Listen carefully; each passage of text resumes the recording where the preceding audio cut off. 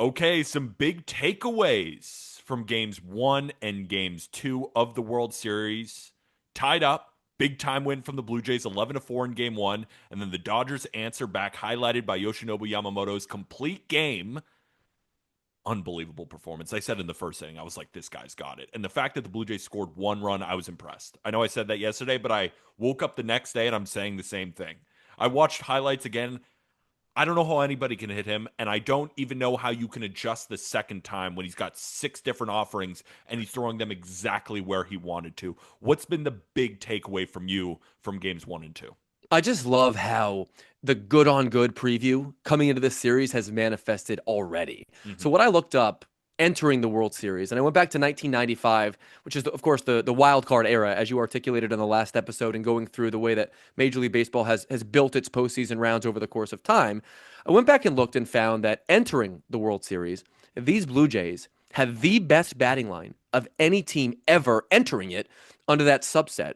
As you guys have articulated, it was a 143 WRC plus in the previous two rounds. No team had ever done that and gotten to the World Series. And of course, in game one, an 11-run explosion, the ninth inning, sixth inning crescendo, and of course, the swing off the bat of Addison Barger that they're going to have replayed in sports bars in Toronto until the end of time. It manifested right away. On the other side, the Los Angeles Dodgers starting pitching entering the World Series, their opponent had slashed 132, 207, 201. That's a 408 OPS allowance. And of course, in game two, we saw Yamamoto shove to such an extent that we rarely see. I mean, this guy finished the game by getting 20 consecutive outs, something only two pitchers in history had done. Don Larson and Grover Cleveland Alexander. Both of those guys did so, and it was still black and white. He was unbelievable. So I love when you can preview a series, predict the kind of good on good that we were likely to get, and then it manifests right away. Because this Blue Jays lineup is an absolute wagon, and this Dodgers starting rotation is all time great. And as we transition to game three and what we're likely to see in Los Angeles, to me, it was just such a blast to see these two excellent units show up in those ways across games one and two. And at the beginning of the series, I want to say it was Dodgers in six that I predicted, which was honestly giving the Blue Jays a little more credit than some were willing to. But this team, I can assure you, is going to be prepared with a shrewd game plan on the road against the Dodgers because it's a lineup that can bang. But on the other side, this is a Dodger starting rotation that we might write a book about someday. It's that kind of dominant. And before we talk about game three, quick aside, as Max Muncy believers, we were rewarded with a big time home run going out to left field. I mentioned it on the show how I thought he would be a good dark horse pick, and I know we talked about it offline, and you broke it down beautifully on the Baseball Tonight podcast with Buster Only. Pretty cool to see Max Muncy go yard. Dude, it was not going to be a Shohei Ohtani, Mookie Betts, Freddie Freeman series. It was not going to be. The Blue Jays pitching staff, too shrewd. Their game plan too precise to allow the first ballot Hall of Famers to be the reason you lose the series.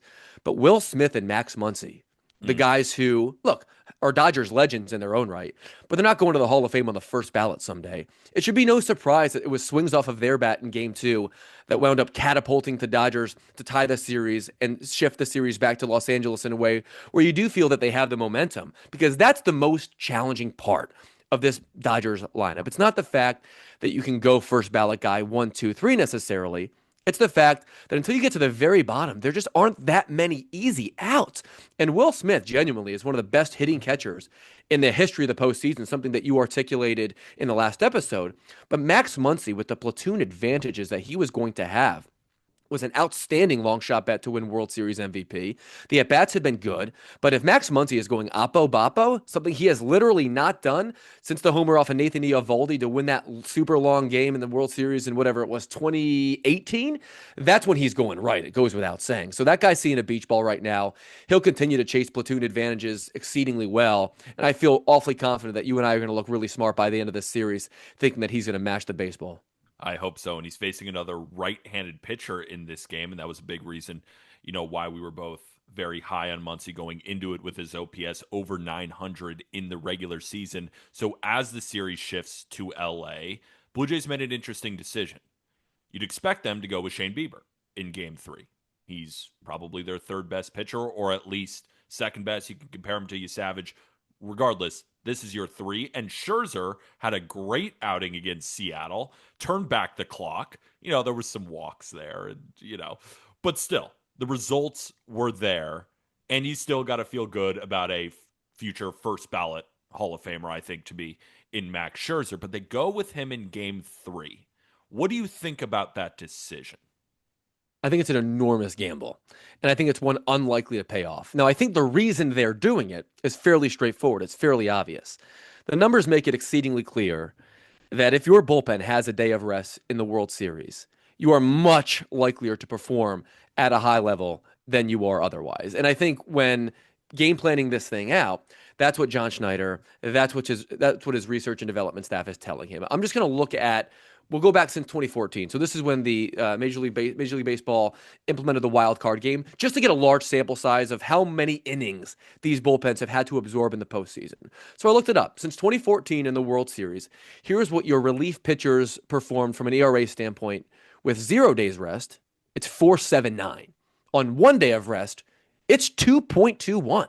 Those numbers are loud. And so if you're thinking Max Scherzer is only likely to get us through the order once, maybe twice, let's allow our rested bullpen the full-throated opportunity to throw its best stuff at this Dodgers lineup. That is my best guess as far as why they did it this way, because they know full well in game 4 and game 5, they're going to need to rely on considerably more length. And as you well know, the Blue Jays are not a team for which you would say the bullpen is a strength. It might not have been a weakness all season long, but it's certainly no better than a neutral. And so that is my best guess. They're going to allow Max Scherzer to empty the tank and grind it out. This is a 41-year-old, and the numbers for guys this old pitching in the World Series are even uglier. I have those stashed for you as well. But I think the ultimate biggest reason why they're doing it this way is because they're going to pair Scherzer with the rested bullpen and hope that history will be on their side. I totally agree. I think they're going to go from Scherzer to Lauer and then maybe even hand it off to Bassett, or maybe they just go straight to their more high leverage arms, whether that be Sir Anthony Dominguez, Mason Fluharty against Otani, Louis Varland, Jeff Hoffman. I don't see Scherzer going more than one time through the order, regardless of results. Do you share the same opinion? I have a hard time imagining him facing Shohei Otani Twice. in the third or fourth inning and feeling good about that matchup. It goes without saying. I think you've identified the right X factor, but it's not Lauer. I think it's Chris Bassett. Might be. That guy has looked really good coming out of relief. He's sitting 93. His opponents are 0 for 10 with 5 strikeouts against him. He pitches with a lot of juice right now. Like the stuff looks and feels live. And so I could imagine it being kind of piggybacky in that sense. And what you're just relying upon is the kitchen sink approach against the Los Angeles Dodgers. What you wind up doing then is potentially spinning around Max Scherzer to start a potential game 7. And now you're relying on Shane Bieber to get 18 plus outs in game 4. It's a risky proposition, though, because here are what the numbers say about 41-year-old pitchers starting in the World Series. A total of 8 starts historically by seven different guys. It's a 5.91 ERA. And we're talking about some legends. We're talking about Roger Clemens, Dennis Martinez, Jamie Moyer, Kenny Rogers, Jack Quinn, and Grover Cleveland Alexander. They've been playing the World Series since 1903. That's the entire list of guys as old as Max Scherzer to ever start a game. So we're talking about something historically rare, exceedingly rare. And as good as Max Scherzer did look from a result standpoint in the last game, you and I both know that it was kind of a grinded out slugfest. And if he weren't so adamant, he may have come out of the game a lot earlier. Now, I will say this. The curveball was pretty effective. The curveball was really effective in that game in relation to what it had been before. So I'm very curious to see what's his put-away pitch in this matchup. Is he going to go to that changeup? Is he going to elevate the fastball? Is he going to try to spin that breaking ball some more? Because Max Scherzer's stuff is a shell of what it used to be. And the Dodgers are not likely to whiff much against him. So he's going to have to come into this game with an atypical approach. And if he decides to try and live up with that fastball, I'm fearful that he doesn't live at the letters or even a little bit higher, that he's going to give up a bomb or two, because that, I think, is what he is in most peril of doing. I'm not at all confident in Max Scherzer, but we're talking about a first ballot Hall of Famer who might shove those words in my face this time tomorrow. Shifting over to Glass now, he's faced Toronto once this year, allowed 2 runs over 5 2/3. Solid but far from untouchable. And Aram brought up this point, and I couldn't agree with him more on a show earlier when we were doing our preview. And he said, if you see Glasnow well, you're probably always going to see him well. Because if that extension that Glasnow gets with his huge 6'6" frame, I think that's how tall he is, but I know he just falls down the mound, and that 97 can feel like it's getting on you at 102 and that big old breaking ball. If you don't see him well, you don't see him. But if you do, like George Springer, like Vladimir Guerrero Jr., who are combined 12 for 30, that's a 400 batting average against him, I think we see runs in this game. I think also, when what's been a common theme for the Blue Jays is after a tough game, they often come out with their hair on fire. They play with an edge. They build off that momentum. And after only putting up one run against Yamamoto, my expectation is that they are going to have a good day at the plate against Glasnow. But I also think the Dodgers are going to have a pretty damn good day against Scherzer and the bullpen arms that follow. Maybe Bassett is able to shut it down for a few innings. And I think that could be the reason that the Blue Jays ended up winning this game. What's your read on Glasnow going into game 3? I think he's going to shove. The only question is how many innings does he do it for? I don't think that it is terribly likely based upon how good the stuff looks right now. We're talking 8 strikeouts in back-to-back games in the postseason with one combined run. I don't think it's likely that the Blue Jays are going to chase him early, especially, but I do think that the Dodgers have left themselves very vulnerable in the 6th and the 7th and the 8th innings. And as RM articulated yesterday on your show, Tyler Glasnow is not the guy that you expect to get 21 outs for you, because Tyler Glasnow, let's face it, he kind of bleeps around. He pitches the same way that Blake Snell does. He'd rather concede the walk than he would make a mistake in the middle of the zone. It's part of what makes him so unhittable, but I think that's the Blue Jays' best bet. You need to average 4 pitches per plate appearance if you remember the Toronto Blue Jays, and you have to be willing to get to 2 strikes against Tyler Glasnow and then fight your butt off not to strike out. You have to. To me, this is the most important question that needs to be answered in Game 3. Who wins that part of this matchup? I know full well, at least back when Tyler Glasnow was a member of the Rays, their big thing with him was like, in the first 3 pitches of a plate appearance, 2 strikes. You got to get to, 2 for 3, for lack of a better term. That was their philosophy with him, knowing full well that the stuff is so good that the only thing he can't do is get behind. 2 in the first 3. So that's a good thing to think about as you're watching this game, is freeze every plate appearance after the 3rd pitch. Of course, if it hasn't expired, is it 2-1 or is it 1-2? That is going to be the inflection point in this game, because if Tyler Glasnow is pitching downhill, for lack of a better term, and he can get 18 outs, I think there's a meaningful chance that it's one of those things you look up, it's 4-0 after the 6th inning, and you're handing the ball with the momentum in your favor. But if he is not throwing first pitch strikes, and if the Toronto Blue Jays can spoil pitches, spoil those 2-strike pitches, lay off that spin at the bottom of the zone, all of a sudden you chase him after 4 2/3, and even if you've not scored against him, then you're in an outstanding position, because as you well know, they've dominated innings 1 through 5, and they've, for the most part, dominated the 9th inning. It's those bridge innings. They've not built the bridge. 6th and 7th and 8th innings, as we've seen in Game 1, and against the Phillies in that series, that is where you could potentially devastate the Los Angeles Dodgers. So that's a lot of words to say that I think it's extremely important for the Toronto Blue Jays to see the forest through the trees here. You have to beat Tyler Glasnow primarily by jacking up that pitch count and being able to spoil those pitches, especially with 2 strikes. So I think the game plan is perfectly said. I will give you some pushback, though, on Tyler Glasnow shoving, and maybe I'll be wrong. What I've noticed from Glasnow's 2 outings to start is that he's been aided by shadows. His 2 starts at Dodger Stadium, when you pitch in the afternoon, those shadows make it extremely difficult to read spin. And if you can't read spin out of the hand of Tyler Glasnow with stuff already that good, say goodnight. I even saw the Brewers, before the shadows really started to take effect, they put up 3 hits in the first 2 innings and were threatening.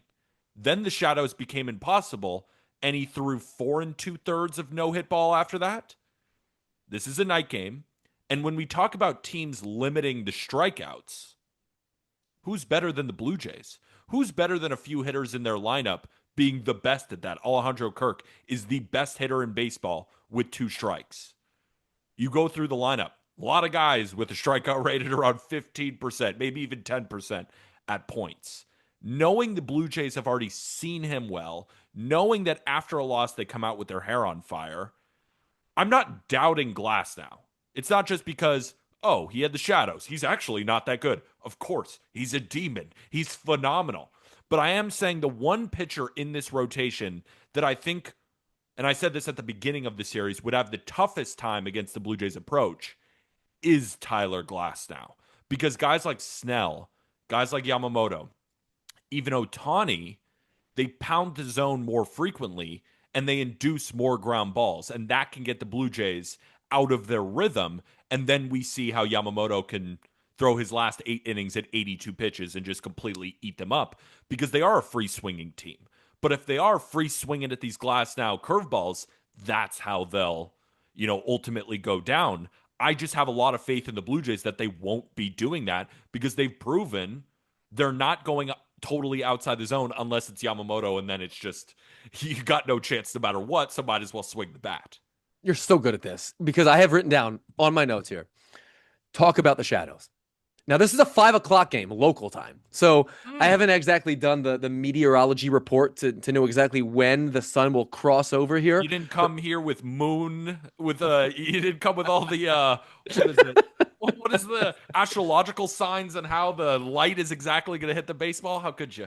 You don't know anything about Canada or astrology, as it turns out. Nothing. I don't know anything about anything except this. Leap ton about baseball. And so what I did to first of all, you've absolutely nailed the way in which you've characterized the Blue Jays lineup over the course of this postseason. They are an avalanche, and run clustering is a fairly difficult thing to study, but they do it well.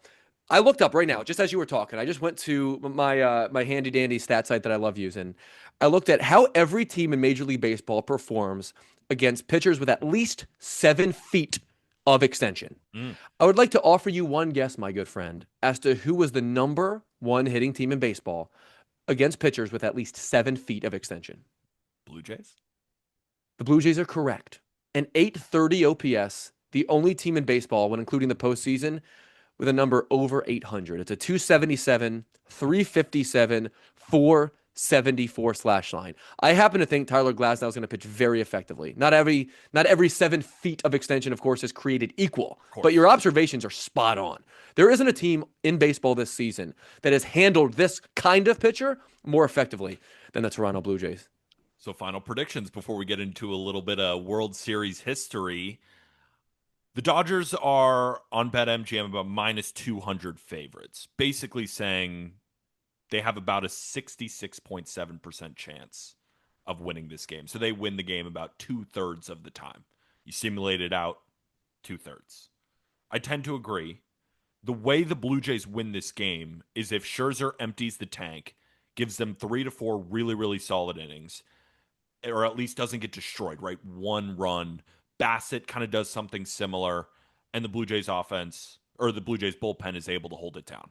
How likely do I think that is?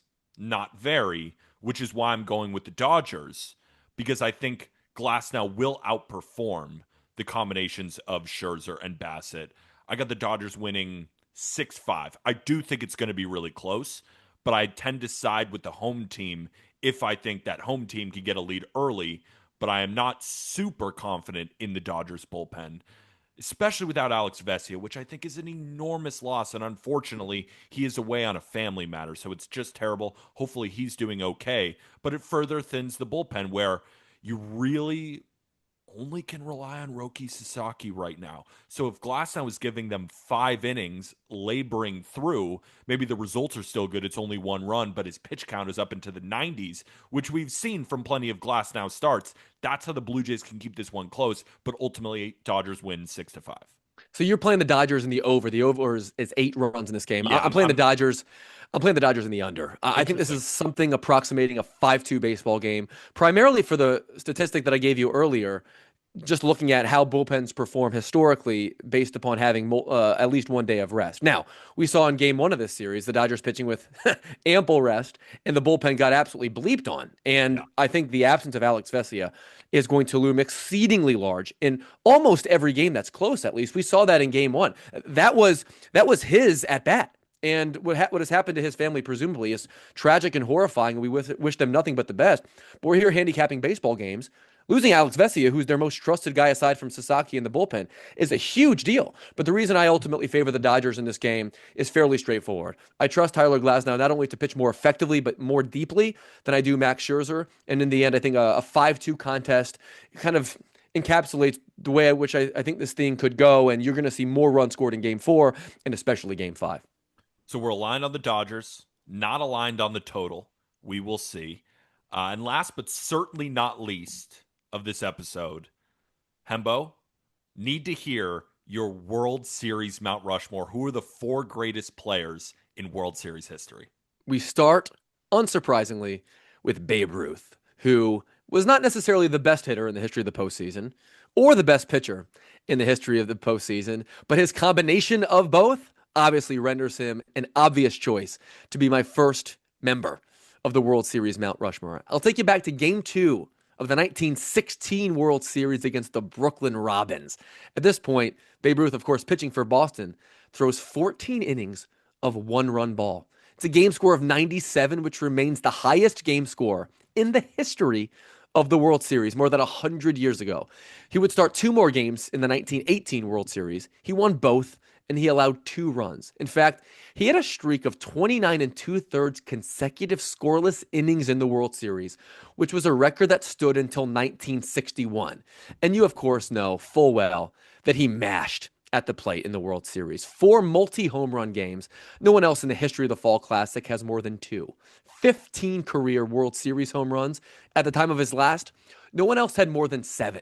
And the last set of numbers I'll leave you with are these. I'm just going to read for you his context-free OPS outputs in his last 5 World Series. 1556, 1448, 1271, 2022, and 1233. There is no question that Babe Ruth, of course, has to be a member of my World Series Mount Rushmore. My goat. My goat. No Barry Bonds, Babe Ruth. Maybe Shohei one day. I think he's the best player of all time currently right now. But my GOAT, the greatest of all time, is still Babe Ruth. Who's number 2 on the Mount Rushmore? Sandy Koufax is next on my World Series Mount Rushmore. 6 earned runs across 57 World Series innings. 4 wins in his World Series career. Each and every one of them came against Hall of Fame pitchers. 2 against Whitey Ford, 2 against Jim Cott. He made himself a legend in the 1965 World Series, shutting out the Twins in games 5 and 7, the latter of which was a 132 pitch masterpiece on 2 days rest. He won the World Series MVP twice, becoming the first player ever to win 2. Sparky Anderson, the legendary manager, once said, "If I could have any pitcher in the history of baseball to start for me in a game 7, it would be Koufax." Incredible. Let's get to number 3. David Ortiz, who the New York Times once described as, quote, a maestro in the statistics-defying art of clutch hitting. His World Series numbers are beyond belief. 59 plate appearances across 14 games. Here's the slash line, my friend. 455, 576, 795. That's a WRC plus of 261 in his World Series career. And you remember the 2013 performance so much so that number, 688, his batting average is emblazoned into your brain. He slashed against the Cardinals, 688, 760, 1188. That's a 391 WRC plus. That 688 average, by the way, is the highest by any player in any series in postseason history in which any player recorded at least 20 plate appearances. He had more memorable moments in the postseason, primarily in the CS, but his World Series output is beyond reproach. Probably the clutchest player of all time. And I think to myself, Vladdy's run so far this postseason has been unbelievable. He's hitting 450 whenever he walks up to the plate. He is a enormous threat. I don't know why people are still pitching to him, but they are. That's David Ortiz's World Series career splits. That is, I don't even know how to react to that. Like, I just closed my eyes trying to find the words. Some things, using common words like I do, I'm not going to do it justice. So I'm just going to tell the listeners that it's a speechless stat line. Nothing more to say. They speak for itself. What about number 4? Madison Bumgarner is the fourth and final member of my World Series Mount Rushmore. He threw 36 innings in the World Series and allowed one earned run.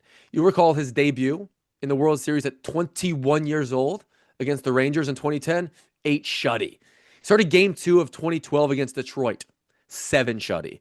But as you remember, his magnum opus came in 2014 against Kansas City, one of the great performances in the history of baseball. 7 innings of 1-run ball to win game 1, a shutout in game 5, which is the most recent shutout in the World Series, and then, of course, one of the most heroic performances of all time in game 7. On 2 days rest, 5 scoreless innings in game 7 out of the bullpen to save game 7 of the World Series. You add up his contributions front to back. He produced more championship win probability added than any pitcher or position player in the history of the World Series. And he's going to make a fascinating Hall of Fame case because it's only 37 career WAR in the regular season, but this is a player who by himself, from a WPA standpoint, produced more than one full championship as an individual player. That is a mic drop stat. It is. And the Hall of Fame, at least I think what it intends to do, is to highlight the best of our sport. And it's going to be hard to keep a guy off the Hall of Fame when he's one of the best in our sport in the biggest moment. It's just tough for me to stomach that. And you talk about his 37 career WAR. He was on a true Hall of Fame track before giving everything that his body could take in these World Series runs. It felt like he was pitching every single game. So towards the end of his career, he completely fell off the map, then hurting those numbers. So are we going to penalize a pitcher for giving every ounce of himself in the postseason, in the biggest moments, being on the Mount Rushmore in this spot, and how it hurt his regular season, how it hurt his starts in July against the Pirates? I've bagged on the Pirates twice already this episode. I really don't have anything wrong with the Pirates, but you understand where I'm coming from here. It's an interesting debate. If I had a vote for the Hall of Fame, I would vote for him. I would. I very likely would as well, because if we're to agree upon the fact, the obvious fact, that these games have disproportionate importance, and it's not as if Madison Bumgarner was merely shoving in the DS. He did this when the championship was at stake, when the margins were so incredibly thin. And we're talking about 36 innings and 1 run, and the performance in 2014 being such that he very much so carried his team to a title with the sheer force of his personality. Look, if we're to agree with the fact that, look, regular season success has to be the bedrock of any person's Hall of Fame case, but given the opportunities that that guy had in 3 different World Series runs to have performed that exceptionally, he's one of the all-time greats, and at minimum should have a full-throated, sober-minded Hall of Fame case by everyone in the electorate, regardless of the fact that the regular season career was fairly ordinary, especially after he turned 30.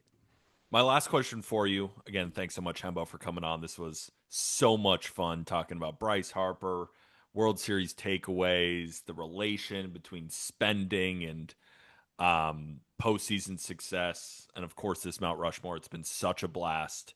Last question for you is, I kind of skipped over Sandy Koufax just because I was so excited to hear the rest of the list. That's the God's honest truth. So I want to go back to him for a second. You are writing books about baseball history. You have a Rolodex of information. So I really want to ask you this question in particular. Is Sandy Koufax your pitching GOAT? He's not. Interesting. He's not. In fact, I would go as far as to say that Sandy Koufax is a little bit misremembered historically. Sandy Koufax's peak was beyond belief. His stretch across the last 5 seasons to finish off his career, both regular season and postseason alike, is the kind of thing that baseball fans will worship, and rightfully so, to the end of time. He is an immortal, in large part because of the numbers that I just recited. However, Sandy Koufax didn't have the kind of regular season career, whether it be its longevity or in its totality, to be considered the greatest pitcher of all time Nor was Sandy Koufax doing this at a time in which the run scoring environment was like it was in most other times in baseball history. In fact, if you were to ask me, give the ball to one person at the peak of his powers, who would it be? My answer would be Pedro Martinez in 1999 or 2000, Me who too. put up Sandy Koufax like numbers in the heart of the steroid era, pitching in the American League East. Sandy Koufax was beyond belief in the World Series and across the last few seasons of his career, doing things that are impossible to comprehend. At this time, though, the hitting environment in Major League Baseball was so challenging, so much so that they moved the mound down shortly thereafter, in 1969, as you well know. And so a lot of Sandy Koufax's success paired the dominance with the environment, whereas you talk about Pedro Martinez 25 years ago, he was doing that in the most difficult time in baseball history with which to pitch. Great answer. I agree with you too. I think Pedro Martinez is my Oh, pitching goat. And we'll have you on. I'd love to have you back on in the offseason and we'll dive deeper into history. And I want to talk about the greatest of all time because baseball doesn't really do that ever. Right? There's not that many conversations of who's truly the greatest players of all time, but you are also writing a book right now about the greatest players of all time. Tell us about it before we go. so this is something that is near and dear to my heart. And for the last several years, I have felt it important to sort of harness my love of baseball history and put it onto words of pages that people can enjoy. And hopefully, with the connections that I've made with the Sporting News, with Just Baseball, and of course with my connections at ESPN, just hoping for the opportunity for as many people that know and love baseball the way that you and I do to enjoy and appreciate that content. So over the course of the next several months and years, my hope is that I'll be able to unveil and announce some various ways in which we're going to bring that project to life. But in short, we're just doing the best we can to connect the greatest players in the history of baseball and celebrate them. Because so many of the conversations that we have when it comes to the players at the very top of the mountain are to diminish who's better than who. I don't love the question. I like how certain players across baseball history have been connected. I love talking about how Tony Gwynn and Greg Maddux did very different things, but such similar ways, turning their careers into art forms. I like talking about what it would have been like if Mickey Mantle had never shredded his knee in the World Series, and what it would have been like if Roy Campanella hadn't gotten into that car accident, and how we'd remember theirs careers differently, and so on and so forth. What if Tris Speaker hadn't come along at a time in which Ty Cobb was overshadowing him in the American League, and so on and so forth? These are the kinds of conversations that baseball fans know and love. And I'm speaking right now to a very astute baseball audience that loves its baseball and knows its baseball history. But to me, the way in which you can most enjoy what you're watching on TV is if you know what came before you. There's no better way to enjoy baseball than through the prism of what has come before, which is to say, you watch Ohtani strike out 10 and hit 3 bombs, you know how incredible it is because no one's even touched that since Babe Ruth more than a century ago. That is what makes baseball magical. That just fired me up so much. I'm not gonna lie. I don't know if anybody's watching on YouTube, but I'm just smiling. I'm just sitting here. That was perfect. And outside of your Twitter or X, whatever handle, we'll link that in the episode description. Where else can people find your content? Yeah, at Paul Hembo on Twitter, on Instagram, you'll see reels, you'll see stats, you'll see the esoteric things and other stats like that. You'll also get to see me every morning on Get Up, which is ESPN's morning show, in which I'm usually asking a football trivia question to our esteemed analyst. And generally speaking, you'll see me very performatively react to whether or not they get it right or wrong. So that's sort of my day job, but there's nothing I enjoy doing more than talking ball with you than with Buster Olney on the Baseball Tonight podcast, whether it be history or whether it be what we're watching right now on our TV screens. But right now, baseball is in its bag. And I always enjoy talking ball with you, my friend. Hembo, you are the man. Thank you so much for coming on. Again, another reminder, guys, to go check out all of Hembo's great work, whether that be on Baseball Tonight or all the different shows and social media handles that you can find him at. A reminder to everybody listening, again, if you love this episode as hopefully as much as I just did, hit that like button on YouTube, comment down below any of your thoughts, and make sure to subscribe for future videos. And if you're listening on audio, the best way to support, rate and review 5 stars. And if you have another couple of seconds, leave a written review if you would be so kind. For Hembo, I'm Peter. We'll be back tomorrow. And with that, thank you, everybody.